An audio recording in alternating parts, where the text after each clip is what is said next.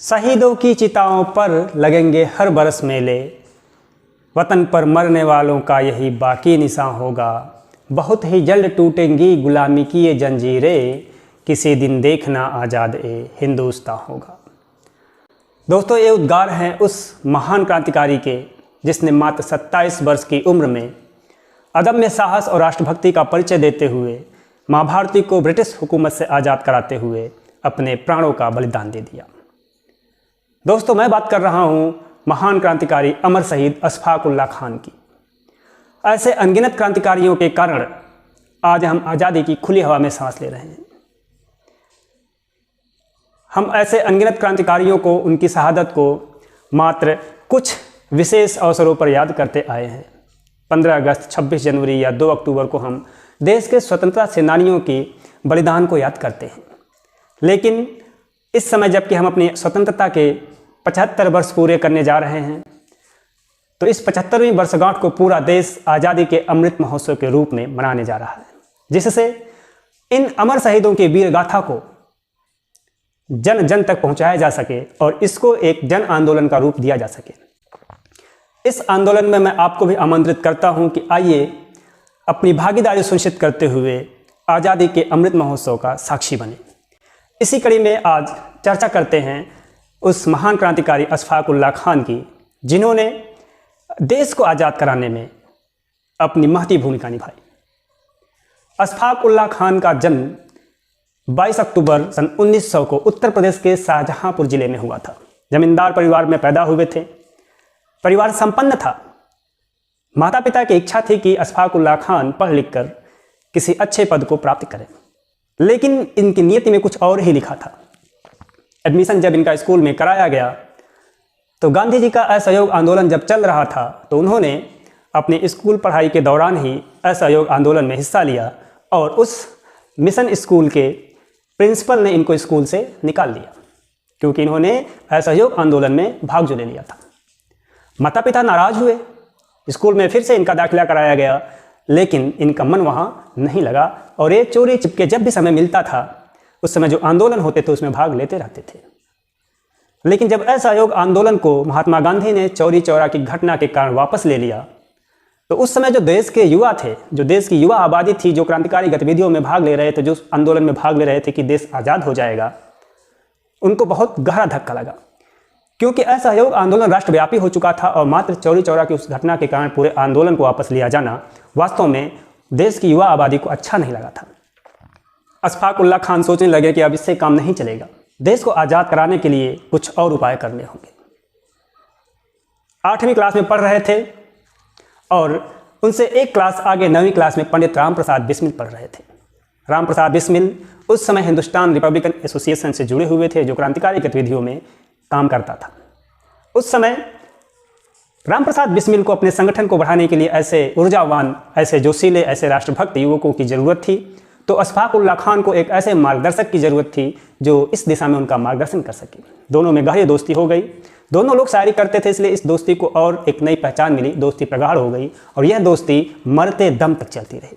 पंडित राम प्रसाद बिस्मिल कट्टर आर्य समाजी थे, तो वहीं अशफाक उल्लाह खान कट्टर मुस्लिम थे। फिर भी दोनों की दोस्ती में धर्म कभी बाधक नहीं बना। परिवार के न चाहते हुए भी अशफाक उल्लाह खान राम प्रसाद बिस्मिल के साथ आर्य समाज के कार्यक्रमों में भाग लेते रहे। एक बार की बात है कि जब वो लोग आर्य समाज मंदिर में गए थे, वहाँ कार्यक्रम चल रहा था, उसी समय पता चला कि हिंदू मुस्लिमों के बीच दंगा भड़क गया है और कुछ मुस्लिम दंगाई मंदिर की ओर आ रहे थे, मंदिर के अंदर प्रवेश करना चाहते थे। अशफाक उल्लाह खान ने देखा तो उन्होंने अपनी रिवॉल्वर निकाल ली और चेतावनी भरे लहजे में कहा कि मैं एक कट्टर मुसलमान हूँ, लेकिन मेरी संवेदनाएं इस मंदिर की एक एक ईंट के साथ है। अगर तुम लोगों को दंगा करना है तो बाजार जाओ, अगर मंदिर में प्रवेश करने की बात की, जरा सा सोचा भी तो लाशें बिछा दूंगा। उनके इस रूप को देखकर सारे दंगाई वहाँ से वापस हो लिए। हम देखते हैं कि धर्म कभी बाधक नहीं बना। दोनों लोगों की मंजिल एक थी, फिर चाहे राम प्रसाद बिस्मिल हों जो कट्टर हिंदू थे, या फिर अशफाक उल्लाह खान जो कट्टर मुस्लिम थे। दोनों लोग भारत माँ को आज़ाद कराना चाहते थे। अशफाक उल्लाह खान और पंडित राम प्रसाद बिस्मिल में गहरी दोस्ती हो चुकी थी। दोनों लोग क्रांतिकारी गतिविधियों को आगे बढ़ाने के लिए, अपने संगठन के कार्यों को आगे बढ़ाने के लिए निरंतर उपाय करते रहे। इसी बीच योजना बनी कि संगठन को अपने क्रांतिकारी गतिविधियों को और पूरे देश में विस्तार देने के लिए गोला बारूद आदि की जरूरत है और इसके लिए धन की आवश्यकता थी। योजना बनी कि सरकारी खजाने को लूटा जाएगा। सरकारी खजाना जो कि ट्रेन से शाहजहांपुर से लखनऊ की ओर जा रहा था। 9 अगस्त सन 1925 को जब ट्रेन काकोरी पहुंची तो चेन खींचकर ट्रेन को रोक दिया गया। गार्ड नीचे उतरा यह देखने के लिए कि जरा देखें कहाँ से चेन खींची गई है। उसी दौरान 4 और क्रांतिकारी उतरे और उन्होंने गार्ड को पकड़कर जमीन पर गिरा दिया।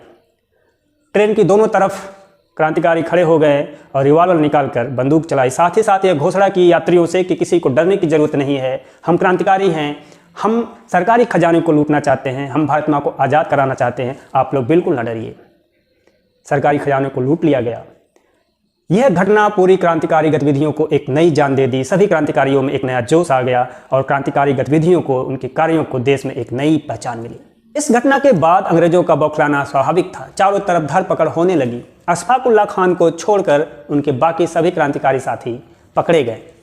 अशफाक उल्लाह खान भी बचते बचाते काशी पहुँचे। काशी से फिर वो बिहार गए और बिहार में 10 महीने तक उन्होंने एक क्लर्क की नौकरी की। वहाँ उन्होंने ये बताया कि वो मथुरा के एक किसान परिवार से हैं। वहाँ आने के बाद उन्होंने अपनी योजना को विस्तार देने के लिए दिल्ली पहुँचे। दिल्ली में वे अपने पुराने सहपाठी मित्र के साथ रहे।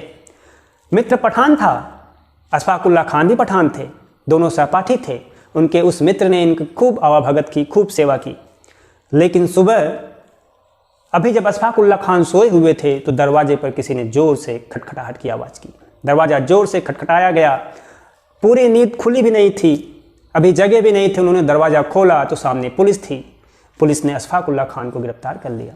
अशफाक उल्लाह खान समझ गए कि पठान दोस्त ने धोखा दे दिया है। गिरफ्तार करके अशफाक उल्लाह खान को फैजाबाद लाया गया।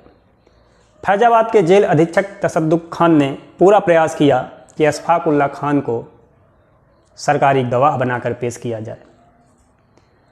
उसने अशफाक उल्लाह से कहा कि तुम भी मुसलमान हो, मैं भी मुसलमान हूँ, तुम एक हिंदू देश के लिए, हिंदू देश की आज़ादी के लिए क्यों बेवजह लड़ रहे हो, क्यों अपने जान को खतरे में डाल रहे हो? तुम मुसलमान हो, यह देश हिंदुओं का है, अगर हिंदू देश आज़ाद होगा तो लोग अपना नियम थोपेंगे, तुम अपनी जान को क्यों जोखिम में डाल रहे हो?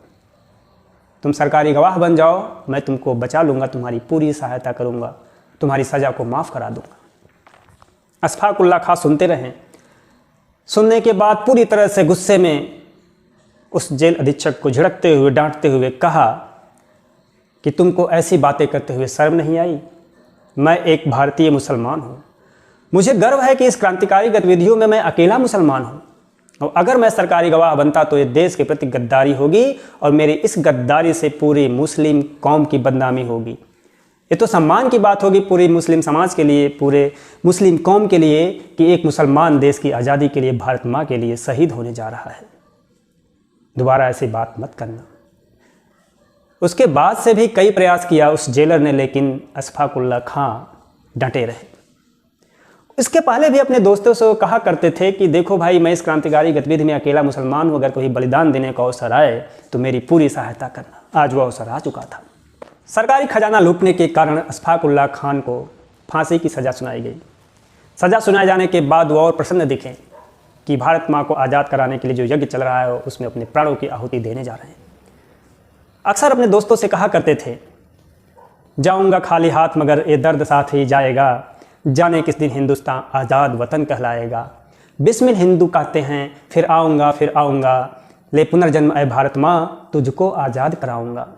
जी कहता है मैं भी कह दूँ, पर मजहब से बध जाता हूँ, मुसलमान हूँ, पुनर्जन्म की बात नहीं कर पाता हूँ, पर खुदा अगर मिल गया कहीं अपनी झोली फैला दूंगा और जन्नत के बदले उससे एक पुनर्जन्म ही मांगूंगा, एक पुनर्जन्म ही मांगूंगा। फांसी की तारीख 19 दिसंबर 1927 को सुबह स्नान करने के बाद खुशी खुशी फांसी के फंदे तक पहुँचे।